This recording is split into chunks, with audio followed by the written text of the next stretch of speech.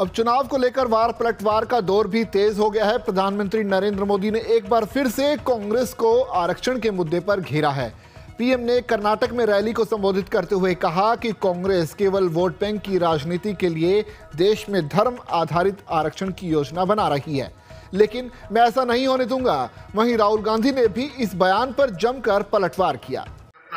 की मानसिकता है और कांग्रेस सिर्फ वोट पाने के लिए इस मेंटालिटी को प्रोटेक्ट कर रही है, प्रमोट कर रही है। साथियों, कांग्रेस की वोट बैंक की राजनीति के चलते अब देश में एससी एसटी के अधिकार भी सुरक्षित नहीं है। एक और बीजेपी सरकार ने कर्नाटका में तलवारा समुदाय को एसटी का दर्जा दिया था। कर्नाटका में 3 लाख से ज्यादा परिवारों को हक्कू पत्र दिए गए, लेकिन कर्नाटका में कांग्रेस ने संविधान बदलने, एससी एसटी ओबीसी का हक छीनने का अभियान शुरू किया है। हमारा संविधान धर्म के आधार पर रिजर्वेशन की बात नकारता है, नहीं स्वीकारता है, लेकिन कर्नाटका की सरकार ने ओबीसी रिजर्वेशन का हिस्सा मुस्लिमों को दे दिया है। ये इतने से भी नहीं मानेंगे। इन्होंने पहले भी अपने मैनिफेस्टो में धर्म के आधार पर रिजर्वेशन देने के लिए कानून बनाने की बात कही। इस बार भी इनके मैनिफेस्टो में ऐसे ही सिग्नल है और मैं देख के मेरे दलित भाई बहनों को, मेरे एसटी भाई बहनों को, मेरे ओबीसी भाई बहनों को, मैं आपको कांग्रेस के मंसूबों से चेतने की जरूरत समझिए। ये लोग धर्म के आधार पर अपने वोट बैंक को सुरक्षित रखने के लिए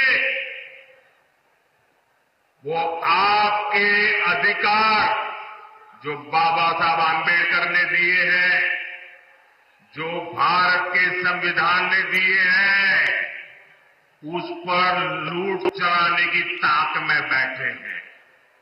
उनको लगता है कि आज पार्लियामेंट में सबसे ज्यादा एससी एमपी बीजेपी के हैं, सबसे ज्यादा एसटी एमपी बीजेपी के हैं, सबसे ज्यादा ओबीसी एमपी बीजेपी के हैं, और इसलिए उनको लगता है अब एससी एसटी ओबीसी तो बीजेपी का हो गया और अब माइनॉरिटी के ऊपर भरोसा करने के लिए एससी एसटी ओबीसी का लूटो, माइनॉरिटी को दे दो। क्या आप ये चलने देंगे? क्या ये स्वीकार करेंगे क्या? और मैं मेरे दलित भाई बहनों को, मैं मेरे आदिवासी भाई बहनों को, मैं मेरे ओबीसी भाई बहनों को आज गारंटी देता हूं, मैं कांग्रेस के ऐसे किसी मंसूबों को सिद्ध नहीं होने दूंगा। आज हालत यह है, मैं आपको बताता हूं, 2 उदाहरण आपको देता हूं। आज हालत यह है कि 22 ऐसे लोग हैं जिनके पास उतना ही धन है जितना 70 करोड़ हिंदुस्तानियों के पास है। 22 लोग ऐसे हैं जिनका अगर आप धन जोड़ दें तो 70 करोड़ हिंदुस्तानियों जितना धन है उनके पास। नाम आप जानते हो, गुजरात में ये शुरू हुआ था। अदानी, अंबानी, ये नाम है। 20-25 लोग हैं। किसानों का नरेंद्र मोदी जी ने कर्जा माफ नहीं किया, मगर इन 22-25 लोगों का नरेंद्र मोदी जी ने 16 लाख करोड़ रुपया कर्जा माफ किया है।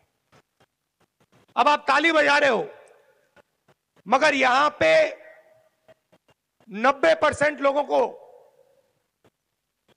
यह नहीं पता होगा कि 16 लाख करोड़ कितना होता है। आम आदमी को मालूम ही नहीं। अगर आपने अदानी से कहा देखो भैया 16 लाख करोड़ कितना होता है, 2 मिनट में बता देगा। मगर इतना बड़ा नंबर है कि जो किसान होता है, मजदूर होता है, छोटा व्यापार करता है, उसको यह नंबर समझ ही नहीं आता। मैं आपको समझा देता हूं।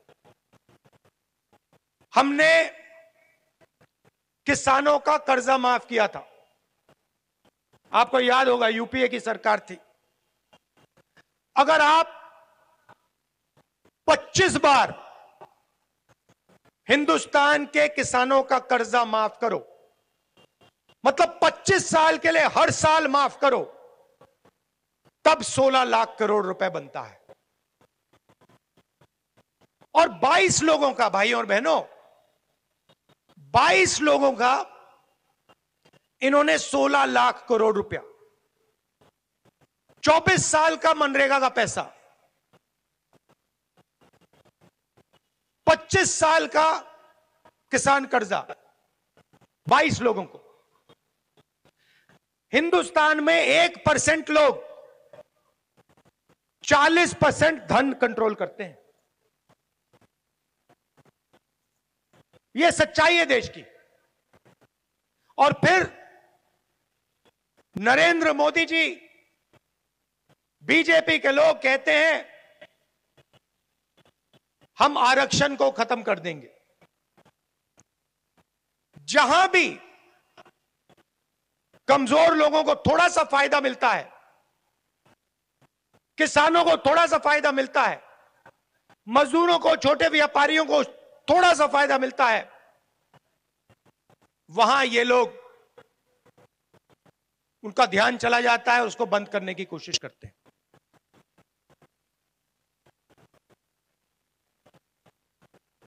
कभी कहते हैं, इनके लोग कहते हैं कि हम आरक्षण खत्म कर देंगे, और फिर बयान आते हैं नहीं, हम आरक्षण के खिलाफ नहीं हैं।